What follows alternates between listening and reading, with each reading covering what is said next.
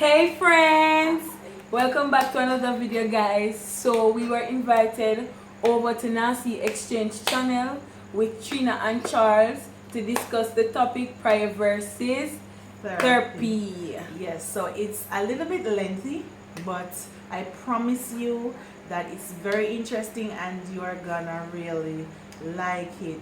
See their link below in the description. Run on over and subscribe and watch their videos. Let them know that Ismail and Cam send you. Yes. So, with no further ado, Let's get into the video. yes, remember to like, share, comment, and subscribe.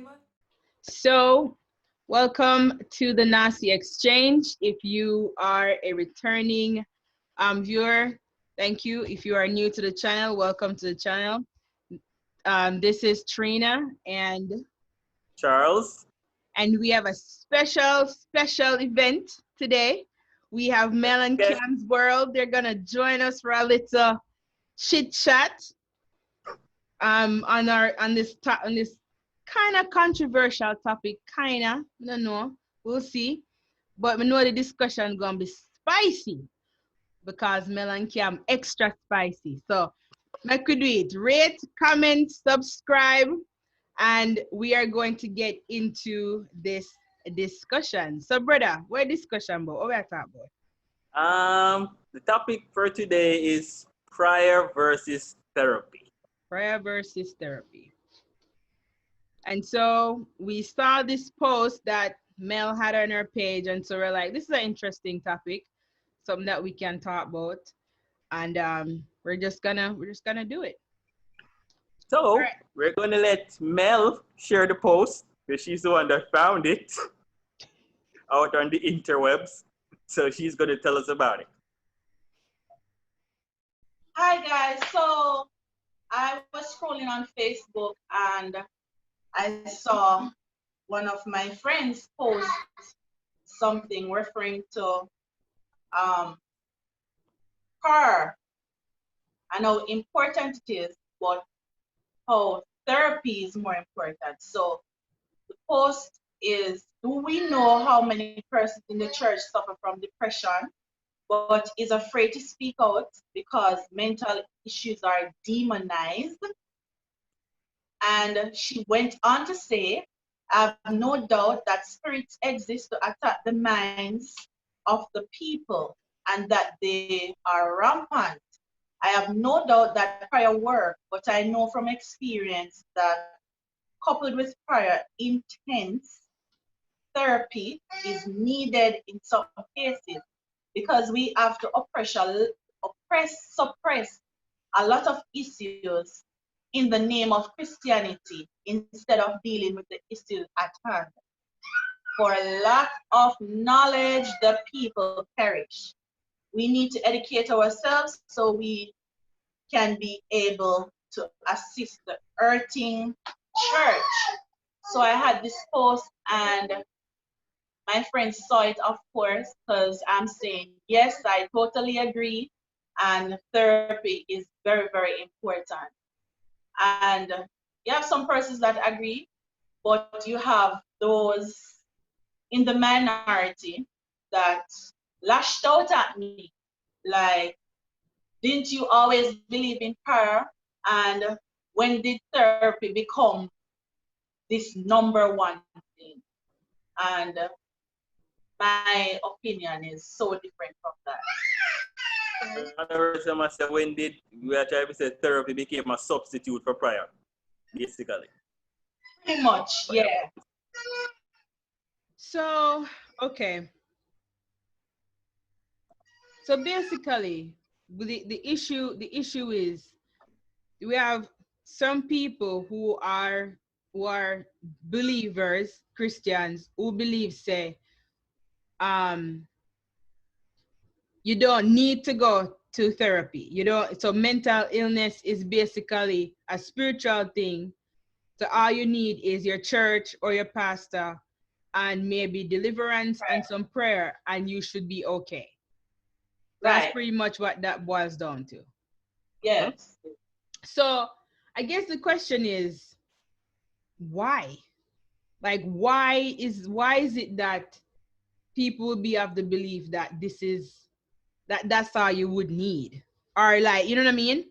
Because I think we're coming from an era within, especially with like the church, where people saw, 'cause back in the day, like 120 years ago, we never have MRI scan or CAT scan or whatever.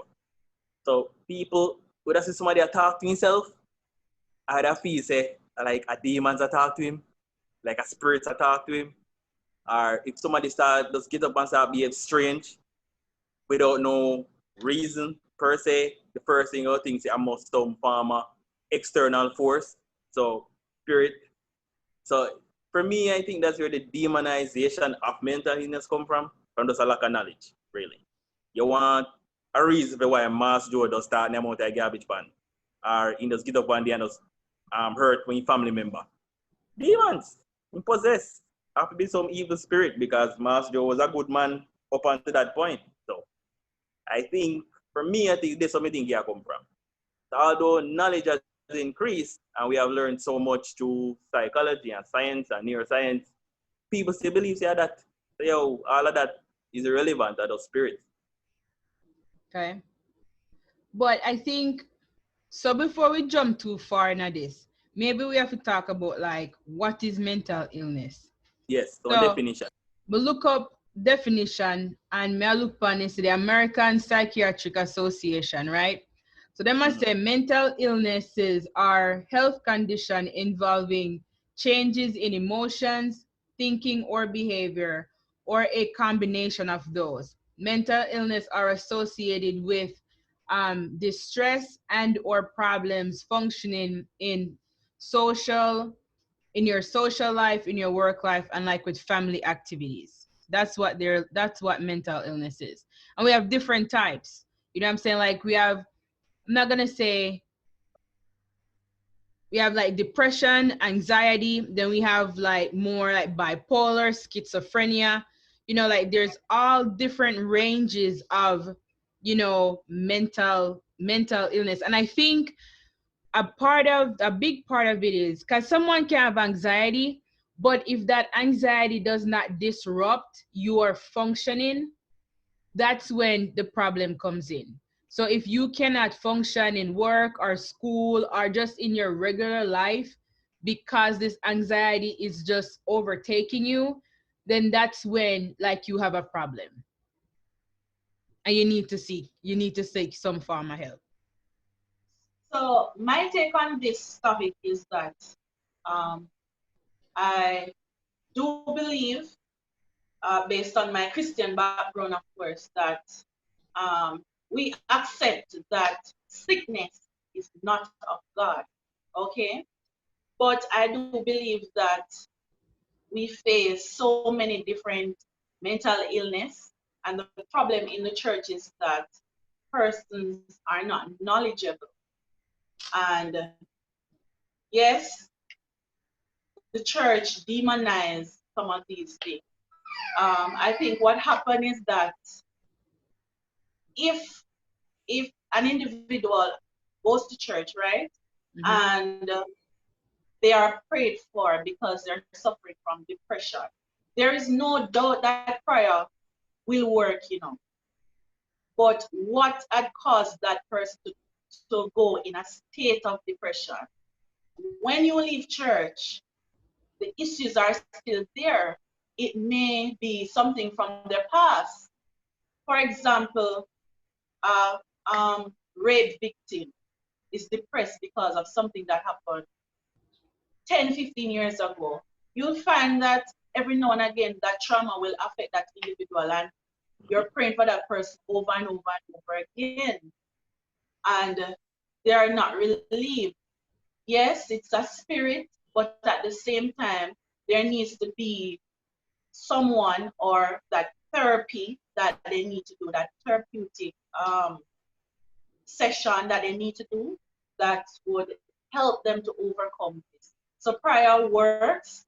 There are some things that we can say, okay, it's definitely the devil here. And there are instances in the Bible where we know Jesus healed persons from diseases, mental illness, through prior persons overcame depression and so forth.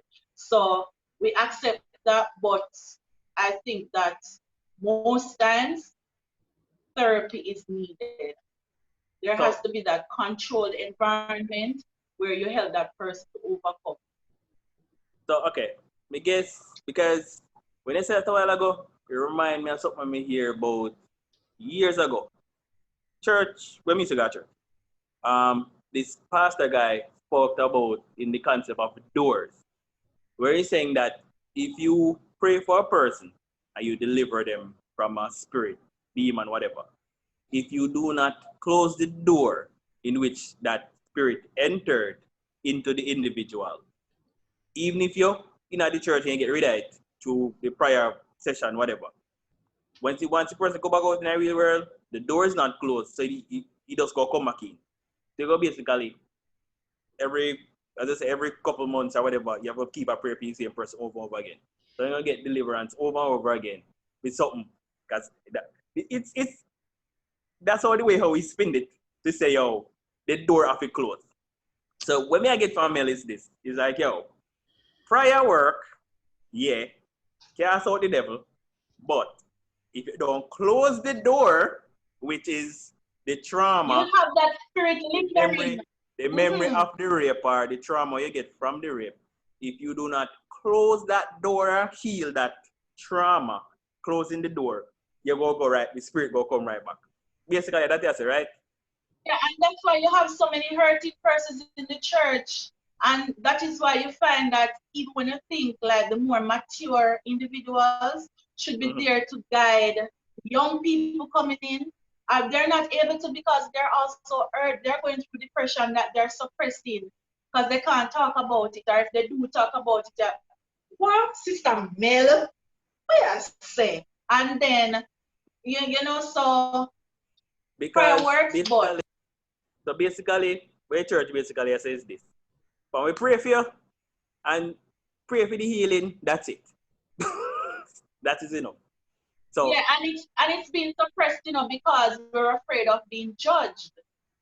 no, well, that no, So as the post said that persons suppress these feelings, they can't talk about it this in the name of Christianity because you're being imagine me go to church and tell them that um I'm an alcoholic and I drink alcohol because I'm depressed.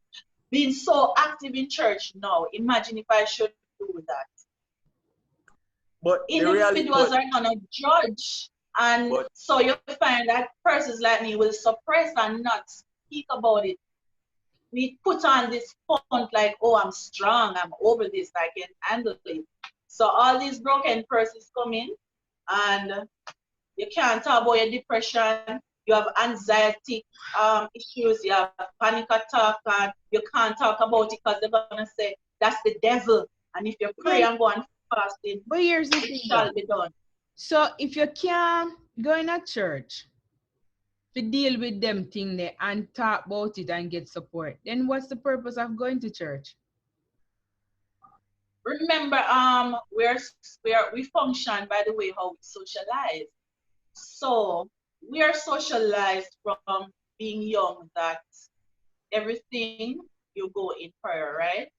So an outsider, unsaved, then come to church and going through a lot of stuff, and he or she is prayed for. Most of the time, they expect that the prayer will work immediately. And even Jesus says some things takes not only prayer, but prayer and fasting. But, but, but So here's my so some people, hold on. Because here's where I'm gonna disagree in a sense with that. Because mental illness, right, is not something wherein you can say, all right, let me change my diet and something might, you might improve your health or whatever. If someone is truly diagnosed with, like, a mental illness or whatever, prayer and fasting, it might alleviate the symptoms, but I mean, like, you are diagnosed with whatever it is, and you can use different things to manage it. But to me, just to say, prayer and fasting, and we pray for you, and your bipolar is just gonna be no more. I just think just a very dangerous thing to put out there in the community for people who really suffer with these mental illnesses, because someone will just walk in the church and be like, well, I got prayer, so I guess I don't need this medication, I don't need to do anything else. And then you look and their condition just got worse. But the thing is, Another thing, people don't even want to accept that they're struggling certain way, because for a person who's bipolar, they don't want to, most times, they don't want to even accept that they're bipolar. They just say, oh, may have a little mood swing and a little attitude and whatever. So my problem really is when this depressed person comes and is being prayed for, and because being spiritual gives you, it's positive, it gives a positive impact on your life in general. Whether you have things to say you want to be Christian, or you just want to be a spiritual, positive person, or you just want to be one of those persons who just read the Bible and have nothing to do with nothing else, or even for those persons who so-called don't believe in God but believe in a spiritual being. And most times it gives a positive impact on your life in general. So I understand what you're saying, but I think that it makes some changes. It's just that when these broken persons enter, the discernment that the folks in church are supposed to have to recognize that this person needs additional help is where the problem lies. But this comes down from not only church, but we live in our society where if it's not something you can see, it's not a problem. Like, so not having food or not having money to buy food, that's a problem. You waking up and feeling sad is not a problem. Drink some tea. Because we have one society when I believe in mental problems, something that is unseen. You understand? So the church, as Mela say, go come like a feel good, quick fix type of thing. So you just go in there, get some prayer, woo! You feel energized, your spiritual life get energized, you feel nice and you walk out. But nothing really fix. And the thing about it is that as a say, you go suppress it because somebody prayed for you. You feel good. So if you come back one next time, no one say, say, boy, the prayer ain't work, it's like, yes, God pour an hour. You understand? You like that to say, yo, God not doing job. The prayer ain't strong enough. So guess what? You just go suppress that, and just every time you come to church, woo, feel nice, get some prayer. Run the altar call and feel nice. Because our society on a whole, outside the church, just don't deal with mental illness. If you will tell one parent right now, say, your 4-year-old child can be depressed. You go ask say what? Where am I depressed for? Me not feed him, me not bed to sleep. No, I'm depressed him. Like, no, that's what I have legitimately But a 4-year-old child can be depressed. Like, we know this. Science, as I said earlier, science has proven, studies has proven that your child can be depressed. But if you ask a Jamaican parent right now, you're a little Pitney, you start out the door. Say, little Johnny might depressed. What do him? We just feed him on your clothes and your food. What's wrong with him? That is the mentality of the society. So it's easier for a person to say that it's a spirit. If little Johnny just all of a sudden start get depressed, they move to say somebody doing something. As I say in Jamaica, there's something called obia. somebody if put spell on him or science on him, or behind him, or better yet, the answers to them come back, don't touch him, because we have this thing, don't touch your pitney. So all of a sudden now he frantic and in depressed. I say you go to church and pray for him. So wait Pray a for him. minute. But Nikki, that logic shouldn't apply to church people. Dopey touching people and people working science. That shouldn't apply. But remember, we wrestle against principalities and powers. You understand? You have to understand Thank the you very resident much. things that are unseen. So remember say me you can't see little Johnny spirit we are And touching. we do But exist in the instead spiritual of you go realm. and Come one on now. psychologist and get an evaluation for look at you. Because granted there may be something in your family line that is passed down through genetics that now has passed to him, where might have trigger that you the natural things more Jamaican people go say, go pray for him. I don't pay a touch him. And granny are going to And look guess what? something to that effect. Guess what, Mickey? That natural thing that passed on from generation to generation in the spirit realm, in church, that is called generational curse. So we exist with the spiritual realm. So what is physical here, there is a spiritual attachment. I don't know if that's the right term to use, but there's something spiritual that um, equals to what is happening now in this in the So physical why? body. Okay. So in the church, we say that's generational curse. So you have to go on prayer and fasting to break that curse. Listen, here's where I take issue with this. Here's where I take issue. Like, there is such a thing as like trauma bonding, right? So when you grow up, because nobody exists by themselves. Every human being, we have a what them call it, family of origin. Your family of origin teach you a whole bunch of things.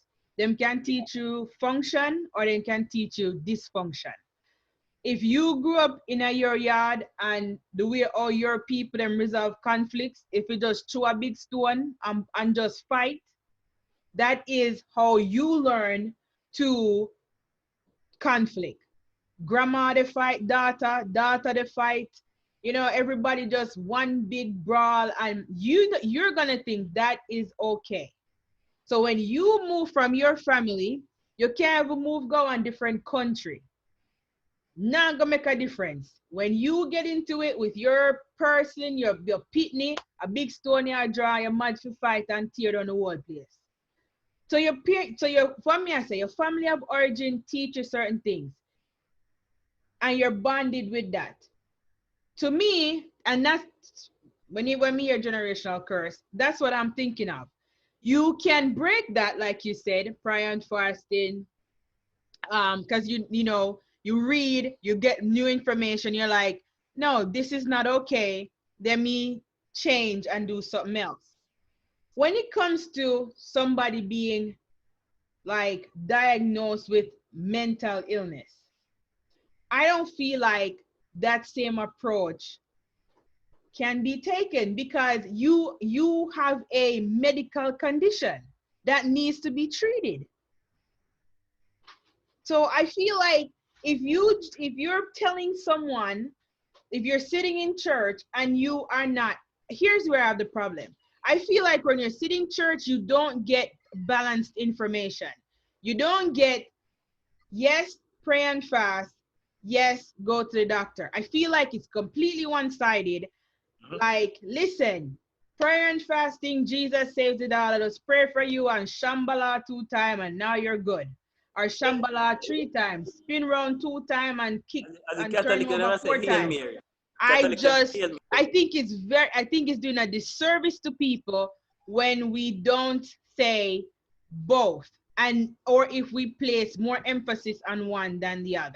Because some people need medicine, and they But need to go to But therapy and go deal with the trauma, whatever trauma you have when you were a child or inflicted on you as an adult. You need to go to the doctor, a therapist, a psychologist, to get that stuff worked out.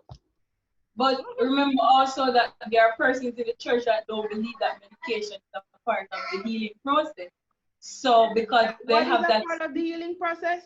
Medication. getting a medication from a doctor or from a psychology telling you what to do is not a healing process because the church believes so much in prayer.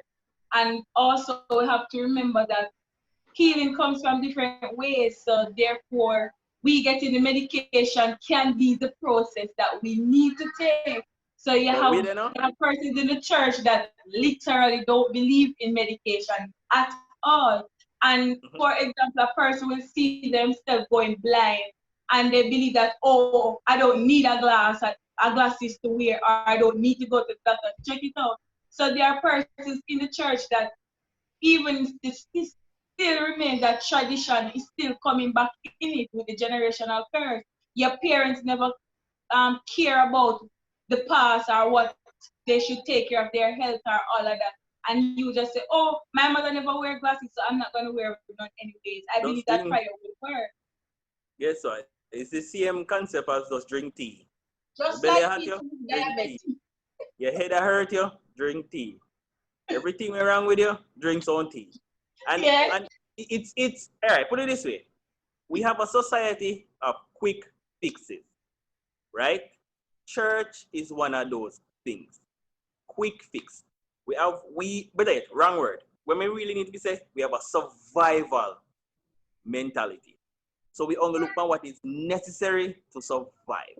So you need to work, you need to make money, you need to buy food, you need to have a shelter over your head. You might need a car to move around. Survival. So, so for you to then take up the idea of needing counseling or needing therapy or whatever, that is like a luxury. You're going to spend on $5 go on therapy, so you could have put $5 to your flour and rice. Can I tell you? You understand? So go to church. You could get things to go to church, get some prayer, and Jesus Just a saves. minute then. Jesus heals. And that's why that's why the post lady I say, yo, people in the church will prefer to suppress and act like they're okay because the concept is that once you're in the church, Jesus heal, people are pray for you, you're supposed to okay. What more do you want?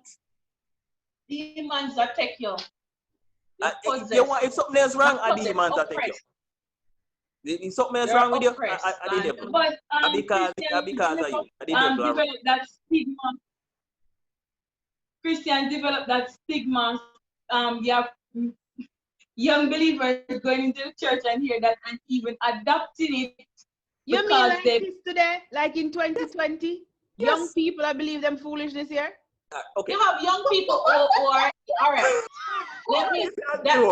You see, No, I would not know. I would say like I would say like all like maybe the older generation. You know what I mean? Like maybe the older people. But yeah, young people. Hold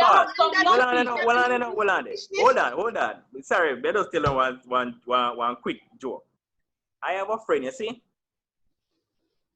for years from we left high school and whatever. I mean, I read certain books. I mean, I tell him, say, yo, you know, certain, because I like psychology. I've always liked the idea of psychology. I think psychology is one of the greatest academic, what I call it, subjects on the planet, because it literally study human being, which we are, create everything on the planet. So the thing that study us, to me, are greatest school, the greatest subject.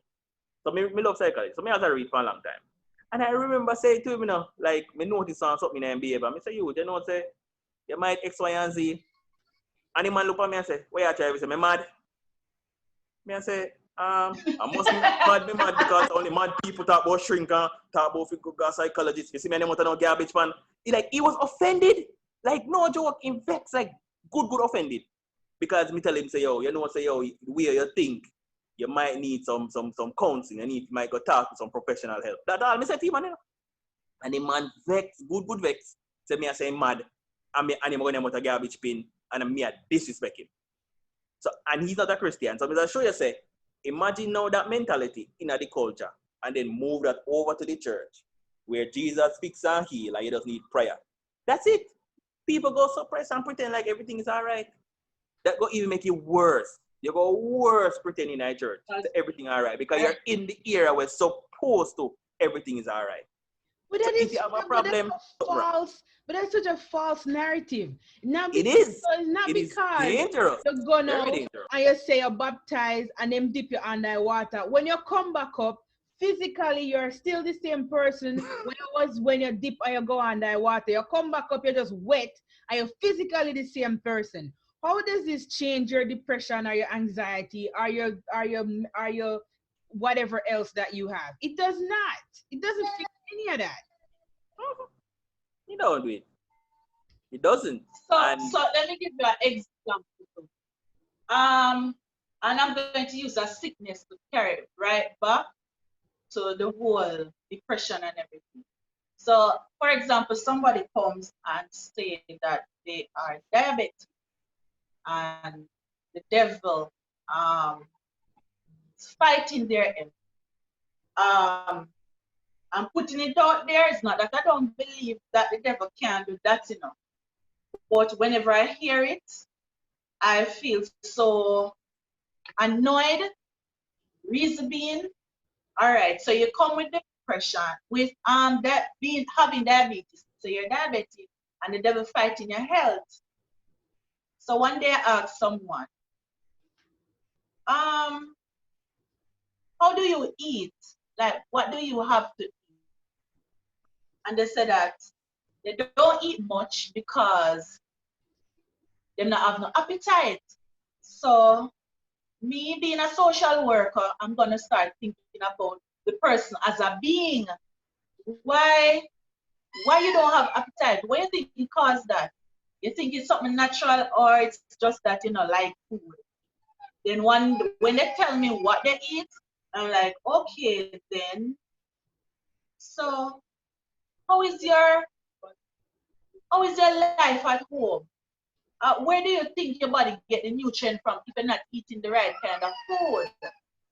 And them give them a little story. But we eat this sometime and that sometime and whatever.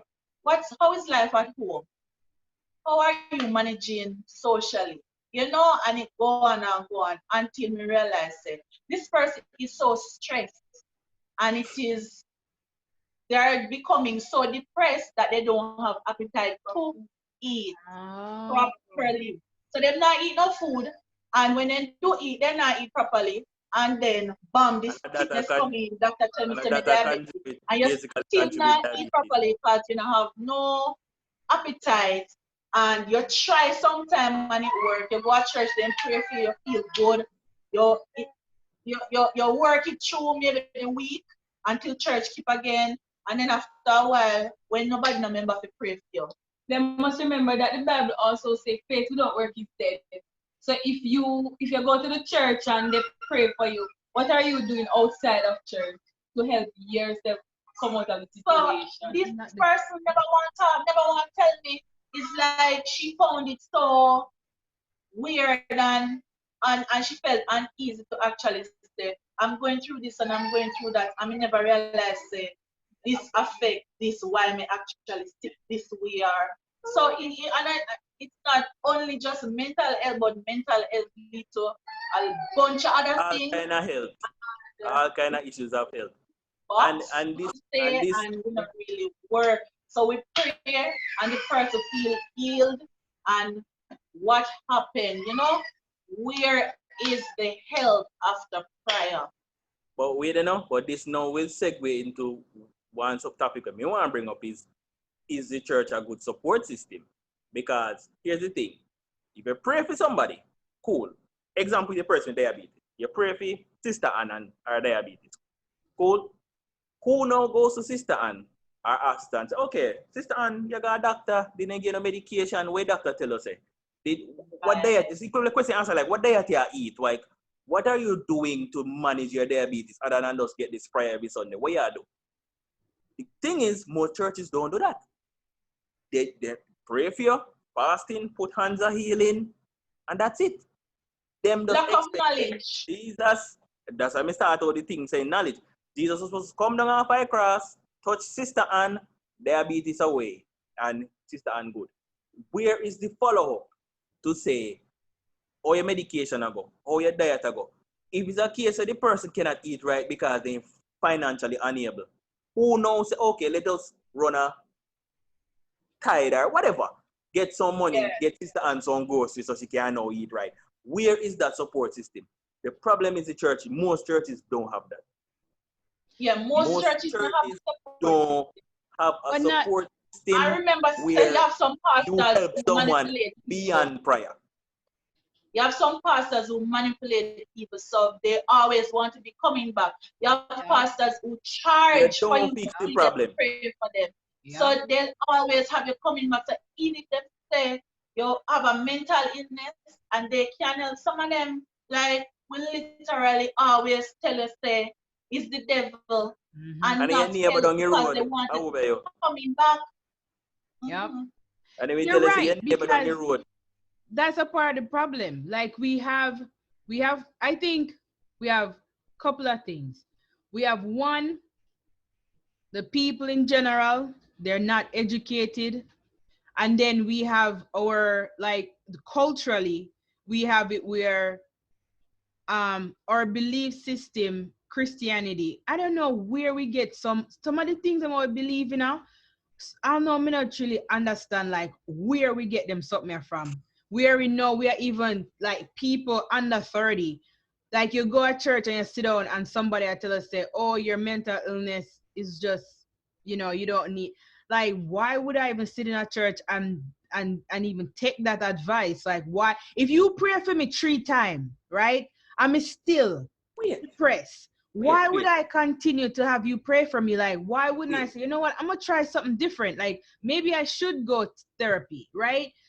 I don't understand why Because you it don't, is you know what I mean? Like, especially young people are being exposed to so many different things nowadays. I don't know why they would sit there and just take this. Because Jamaica are really exposed to therapy. Remember, actually psychology in Jamaica, even though it's around for years, it's really still new, to a lot of just us. really a take off now. It, there are churches that will have the support systems. You have churches, I know of churches that have support systems, and I think there are not a lot. And I know of pastors who will ensure that after they pray for you, they're going to find out what else is going on and assign you to the right person to help you along the way. But Jamaican really accept this therapeutic thing, or them not embrace it, because you have young people who will say, oh, I'm not gonna talk to nobody because they just want to know my business. For example, churches who Real might have back, the support big system. back. You have some people who have because it's because in the past though, you can't trust church folks, and you have people who constantly get hurt from church folks. You find that there's a breakdown when it comes to opening up, because they're used to hearing, even if like you're coming from another church and going into a new church, like it's like you're expecting that culture. And I mean, I have this experience where I'm coming from an old church, going to the church that I'm going now. I was expecting a certain kind of culture. So I was like, put up this wall and distant and all of that. Then I realized it's not the same. You actually have good church folks and nice people around. You actually have church folks who actually care. So you see, because we have this culture and this belief, and we have these kind of experiences, you find that if you do get into an environment where the support system is there, you're probably afraid to open up, because you say, no sir, you can't trust them. I'm gonna talk back, But them gonna judge me, them gonna this, that. So I think what needs to really happen is that for support system, yes, they will support, the church will support spiritually, but they need to have that department or a few persons where they can that rely are on to and help these broken persons go through the process, or recommend place or agency or individuals who can actually help with these things. You need a system where people, you have a church where people are trained. Just like you send a pastor go seminary school, theological school, go learn about the Bible. You have courses like some counseling courses are probably 2 year, 1 year. If your church really want to be a place to really help people, that support system, I think we gonna need to start thinking about, churches gonna need to start thinking about training people, like invest in training your individuals, your leaders, your what you call it, choir director, whoever, these leaders in your church, some form of knowledge. So yes, they know about the Bible, yes, they know about the scriptures, but they also need to know practical knowledge, practical tools we can help people, like a first aid, and if something deeper with them can deal with, you know who we send them to. So like, okay, link the psychologist over there. And then again, too, like that. you have trained persons. Me believes that there are trained persons in many churches, but what happens as a trained individual, you yourself actually afraid to offer the service there. Because if it's a very over spiritual church, they might tell us that you're not at the right place to come to anybody, or they might tell us that you're not old enough or mature enough to deal with certain situation, and then you don't want people thinking that you are tell other people them business, so you say, you know what, let me just stay back and not get involved. So it's re-socializing the minds of the church folk. You know what Muda like? You know what I think about it? Would I like the church to take up an offering to support people with mental illness, and so that they can afford to go to the therapist? Just like how we take up offering for everything else, we take up offering for all type of things. We take up 50 million church building funds, 25 million food drive. I feel like this should be one of them things that they do support the community in, by getting a fund together. So if somebody needs to go see a therapist and they need to pay for it, that the church can actually help them pay for it. I think that'd be a good thing. And the church, you tell us that they do that, not to go get therapy, but then do it for the homeless. So they need to realize that it's not just the homeless.